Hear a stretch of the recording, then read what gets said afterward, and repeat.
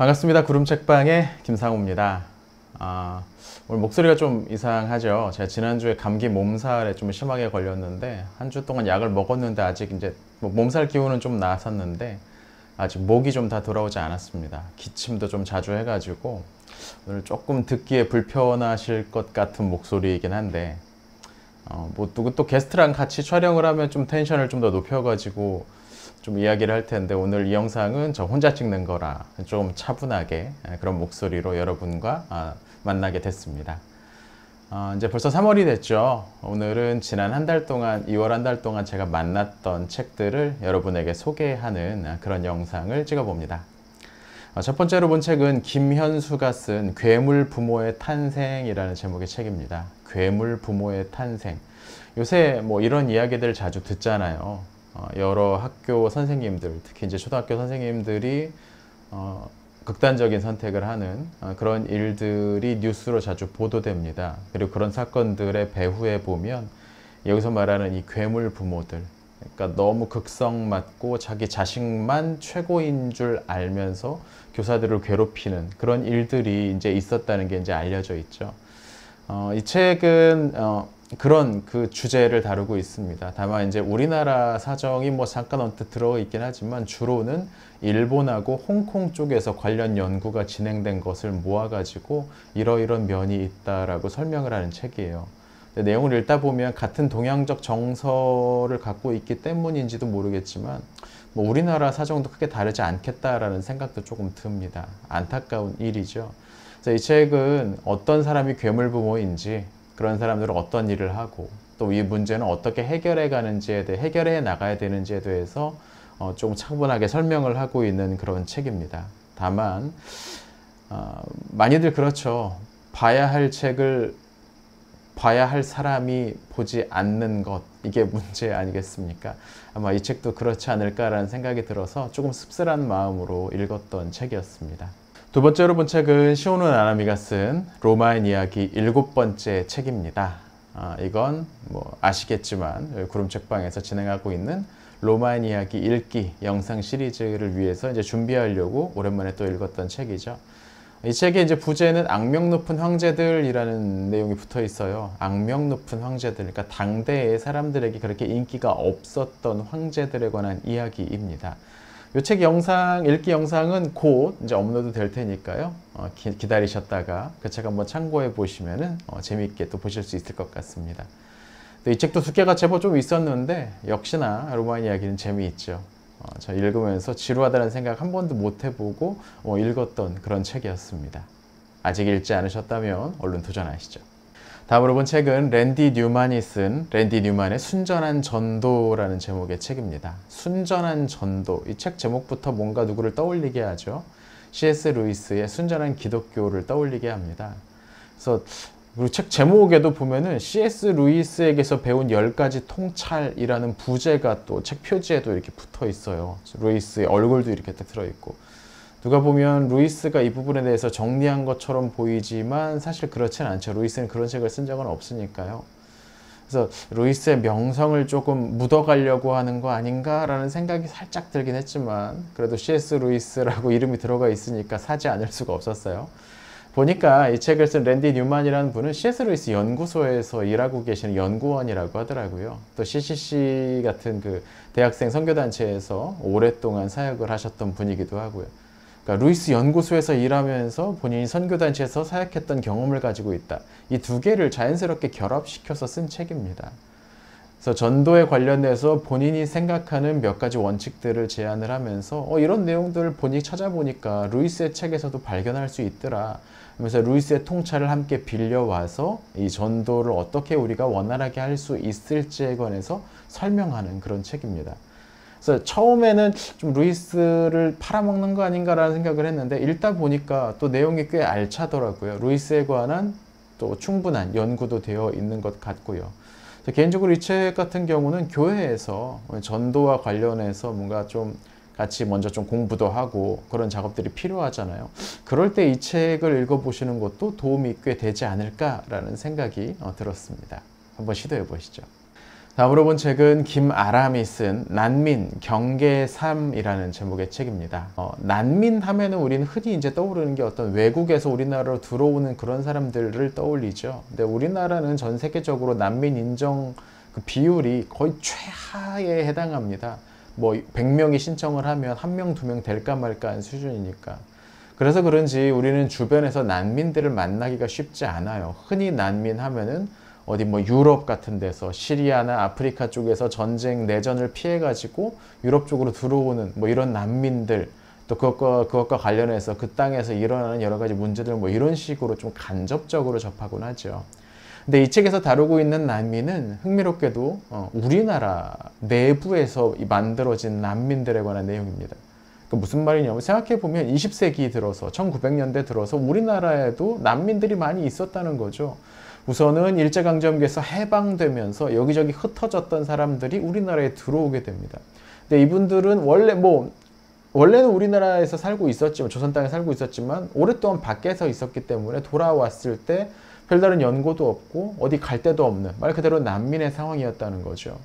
그리고 해방된 지 얼마 안 돼서 일어났던 한국전쟁을 통해서도 또 많은 난민들이 양산이 됐습니다. 우선은 북한에서 피난 온 피난민들이 있었고요.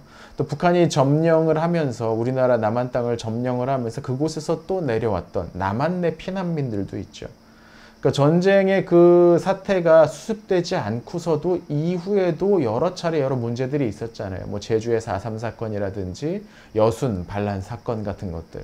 이런 사건들과 관련해서 그 주변에 있었던 양민들, 그러니까 죄 없는 사람들도 많은 사람들이 피해를 입고 죽기도 했지만 또 그들 가운데서도 난민들도 많이 생겼고요. 그러니까 이 책은 그런 우리나라의 20세기 중반에 많이 발생됐던 그 난민에 관한 연구서입니다. 좀 흥미로우실지 모르겠는데 이렇게 들으면 되게 흥미로워 보이는데 내용 자체는 이게 논문이에요. 그래서 여러 뭐 통계라든지 표라든지 그런 것들이 이제 잔뜩 인용이 돼 있어서 읽기에는 조금 딱딱하게 느껴지실 수도 있습니다. 다만 이제 그런 문제들 통해서 그런 사건들 통해서 우리나라도 참 격동의 시절을 거치면서 난민들이 많이 있었구나. 그 문제를 어떻게 또 우리나라는 해결을 했지? 뭐 이런 것들에 좀 관심을 가지면서 한번 읽어보실 만한 책이었던 것 같아요. 다만 재미는 없다는 거 그건 좀 감안하셨으면 좋겠고 개인적으로는 이렇게 논문을 책으로 엮은 것도 좋은데 이 내용 가지고서 조금 더 좀 풀어서 약간의 좀 어떤 대중적인 그런 것들, 대중적인 학술서, 뭐 대중적인 사회 문제 지적하는 어떤 사회 비판이나 사회 서적 이런 것들로 좀 써보시면 어떨까라는 생각이 조금 들었어요. 조금 더 부드럽게, 흥미롭게.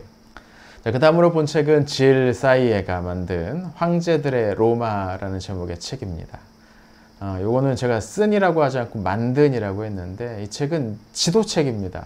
지도책인데 그냥 우리가 흔히 생각하는 축척으로 되어 있는 어떤 그런 지도, 뭐 구글 지도나 다음 지도, 네이버 지도에서 볼 수 있는 그런 지도가 아니고 그림 지도입니다.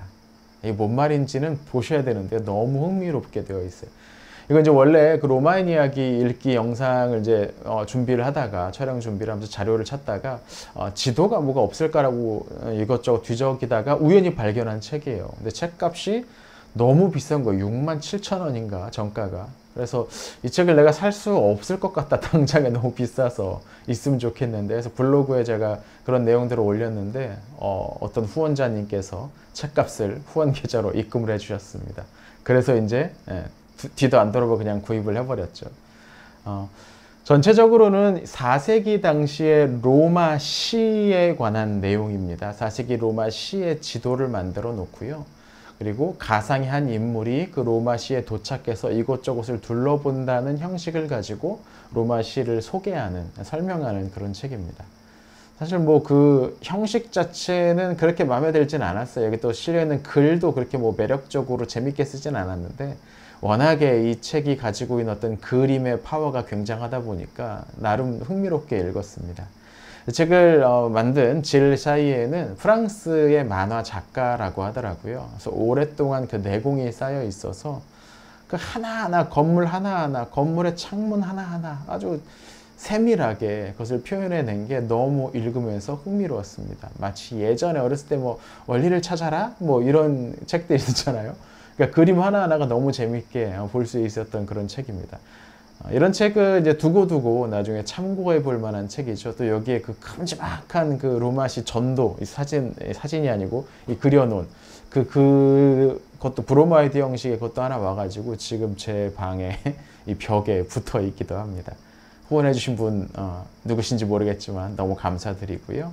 또 이 책과 가중해서 앞으로도 또 두고두고 참고하면서 좋은 영상 만들어 보도록 하겠습니다.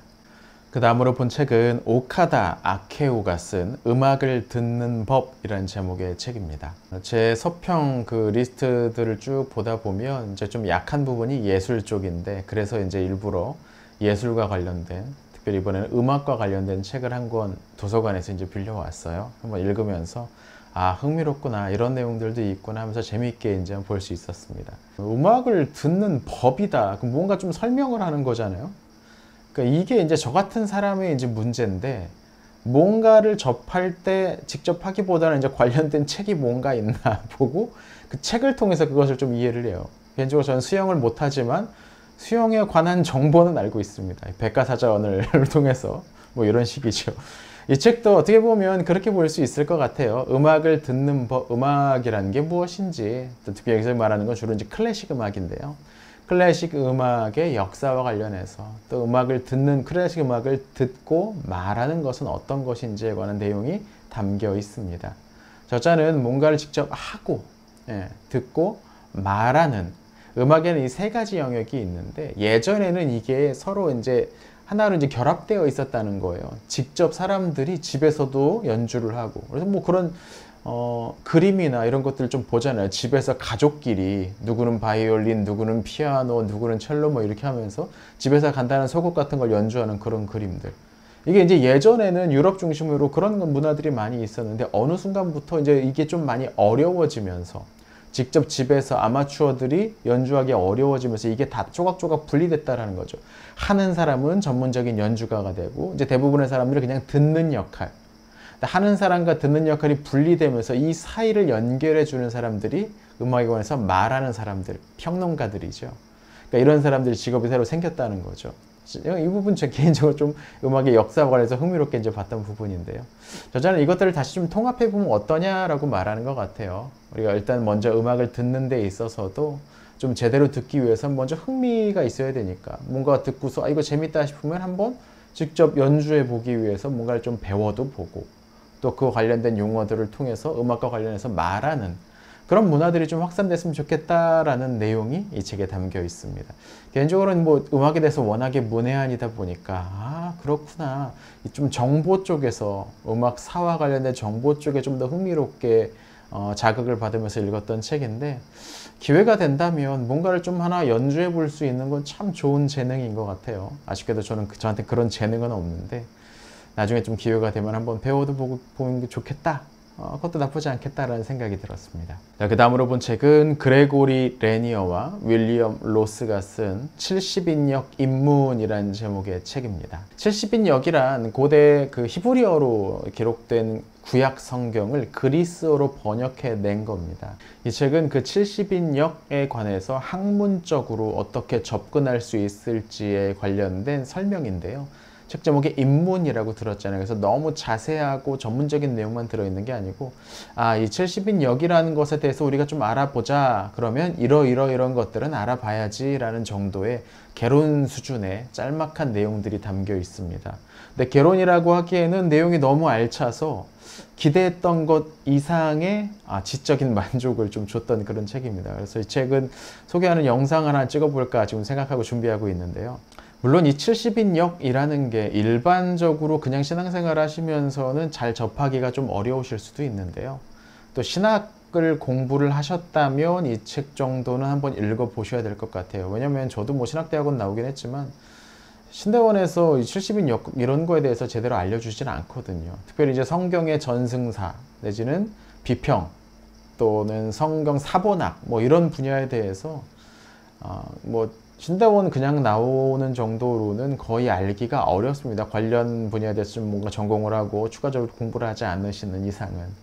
하지만 70인역을 우리가 성경을 이해하는 데 상당히 중요한 역할, 기능을 가지고 있는 그런 성경이거든요. 이 부분과 관련해서 좀 흥미가 있으시다면 한번 좀 찾아보시면 좋을 것 같습니다. 성경을 조금 더 깊이 이해하는 데 있어서 도움이 될 만한 책입니다. 또 굳이 뭐 신학을 공부하지 않으셨더라도 나는 좀 신앙생활에 있어서 좀 더 깊은 차원에 있어서 뭔가를 좀 공부하고 싶다라고 생각하시는 그런 분들이 계시다면 이 책도 또 한번 읽어보실 만한 책이 아닌가 싶어요. 자세한 설명은 이 책 소개하는 영상에서 설명해 드리도록 하겠습니다. 그 다음으로 본 책은 고선규가 쓴 여섯밤의 애도라는 제목의 책입니다.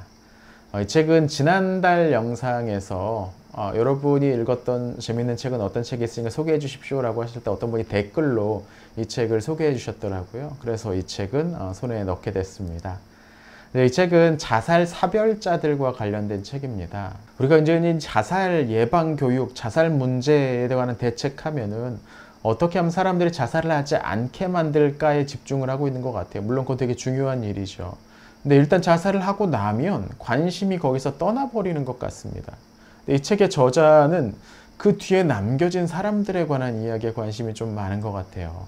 그러니까 자살 사별자라고 불리는 가까운 뭐 가족이라든지 친구, 파트너가 세상을 떠났을 때 남겨진 사람들에게도 큰 문제가 생기거든요. 정서적인 문제가. 그래서 이 책의 저자는 바로 그분들을 위한 모임을 만들고 그 자리에서 함께 나누었던 이야기를 바탕으로 이 책을 만들어냈습니다. 그래서 어떻게 그분들을 치유할 수 있을까에 관한 고민들인데 한 번쯤 읽어보면 좋을 것 같습니다. 특별히 교회 같은 데서도 우리가 이 부분에 대해서 제대로 정리가 안 돼 있기 때문에 어떻게 돼야 될지 모르는 경우가 많아요. 그래서 가족 가운데 누군가가 세상을 스스로 떠났다라고 하면 보통 그분은 얼마 안 가서 신앙생활 못 하시고 교회 떠나시죠. 왜냐하면 교회에서 이 부분을 제대로 다뤄주지도 못하고 은근 말 같지도 않은 억측과 수근수근됨 때문에 그걸 견디지 못하고 이제 떠나버리게 되는 거거든요. 그래서 저는 교회 차원에서도 이런 문제에 좀 관심을 갖고 함께 좀 동역하거나 힘을 함께 합치면 좋겠다라는 생각도 조금 들었습니다. 물론 이 책의 저자 자신은 기독교에는 전혀 아닙니다. 뭐 어렸을 때 뭐 성당 좀 다녔다고 하는데 지금은 뭐 그런 거 없다고 생각하는 사람이라고 하는데 뭐 교회에서도 뭐 도움을 받아야 될 부분들이 있으면 좀 도움 받으면 좋을 것 같고요. 다행히도 제 곁에 가까운 분들 중에 뭐 세상을 스스로 떠나신 분들은 계시지 않는데 우리나라에 한 해 동안 스스로 목숨을 끊는 분들이 10,000명이 훌쩍 넘으니까 그 가족들, 친구들 합치면은 적어도 한 10만 명은 되지 않을까. 그러면 한 해에 10만 명이면 10년이 지나면 100만 명이잖아요. 엄청나게 많은 자살 사별자들, 자살로 인해서 유형 무형의 어떤 상처나 문제를 가지고 생겨버린 그런 분들이 많은데 이 부분에서 우리가 좀 주목하지 않았구나, 못했구나라는 생각이 들었습니다. 한번 이 책은 꼭 읽어보시면 좋을 것 같다는 생각이 드네요. 그 다음으로 본 책은 윌리엄 스트러더스가 쓴 포르노그래피로부터의 자유라는 제목의 책입니다. 이 책은 기본적으로 이제 그 심리학과 관련된 책입니다. 이 저자 자신이 휘튼 대학교에서 관련된 교수직을 수행하고 있는 것 같고요. 그러고 보니까 이번 달은 이 심리학과 관련된 책들을 꽤 많이 본 것 같아요. 2-3권 보는 것 같은데요. 제목에서도 알 수 있지만 이 책은 포르노그래피라는 문제를 다루고 있습니다.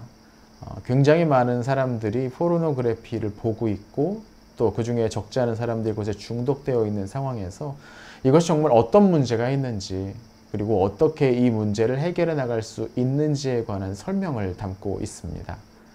기본적으로 오늘 세상에서는 이 부분에서 말할 수 있는 어떤 권위가 사라져 버린 것 같아요. 개인적으로 이 저자는 기독교인인데요.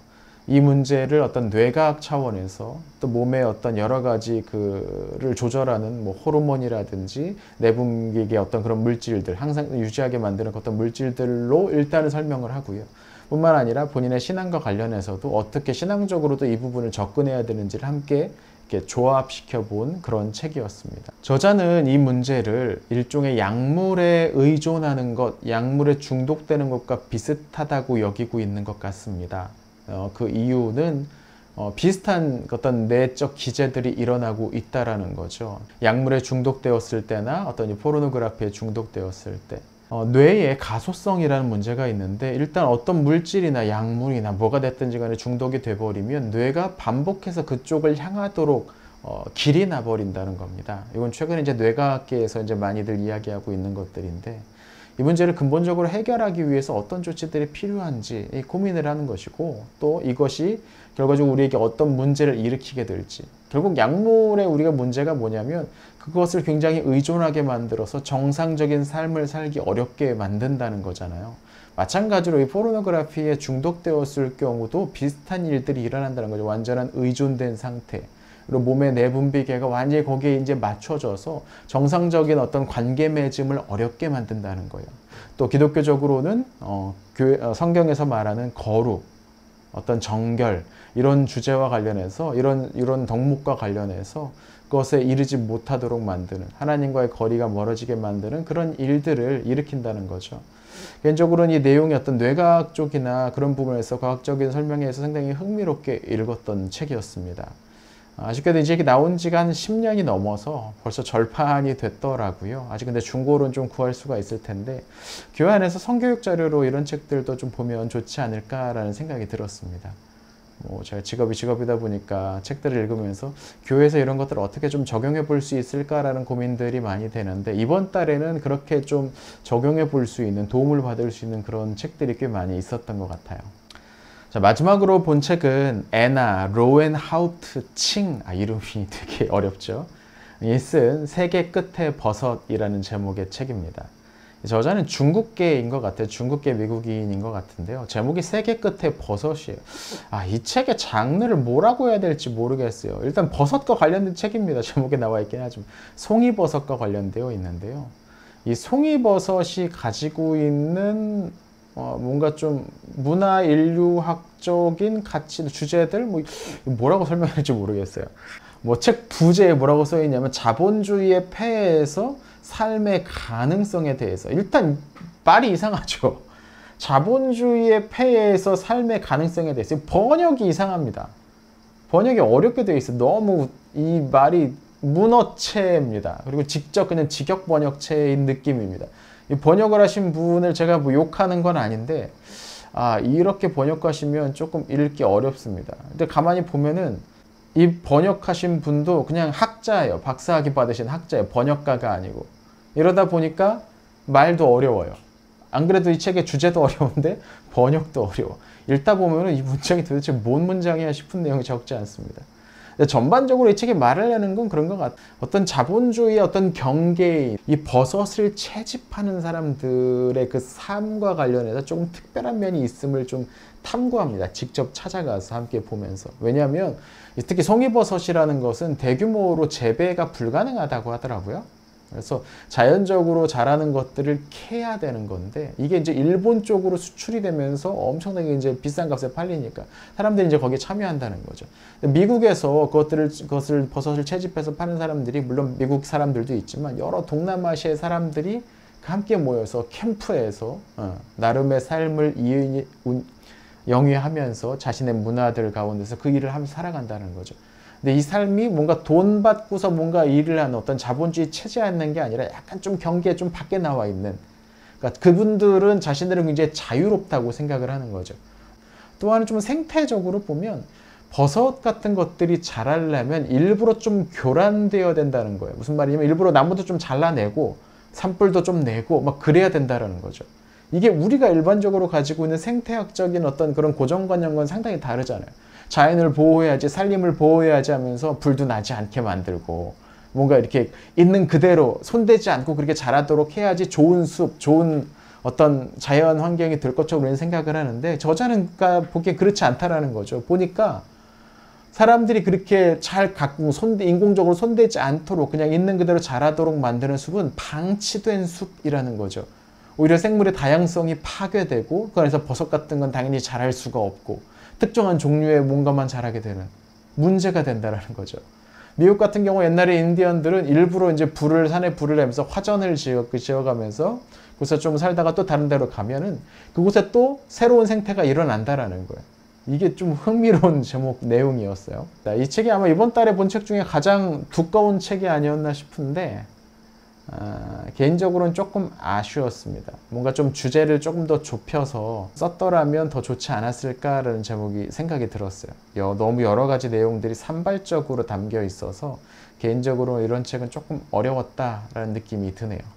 자, 이렇게 이번 달에는 모두 10권의 책을 봤습니다. 한 주 동안은 감기 몸살 때문에 그냥 책만 피면 꾸벅꾸벅 졸아가지고 이번 달 어떻게 하나라는 생각이 들었는데, 또 깨어있는 시간 동안 부지런히 정신 차려서 읽다 보니까 드디어 10권 채웠네요. 한 달에 10권 정도는 읽어야 되는데, 여러분은 지난 한 달 동안 어떻게 어떤 좋은 책들을 만나시고 즐거운 시간을 보내셨나요? 역시 또 댓글로 여러분이 읽으셨던 재미있는 책, 흥미로운 책을 한번 소개해 주시면 저도 함께 읽고 즐거움을 함께 나눴으면 좋겠습니다.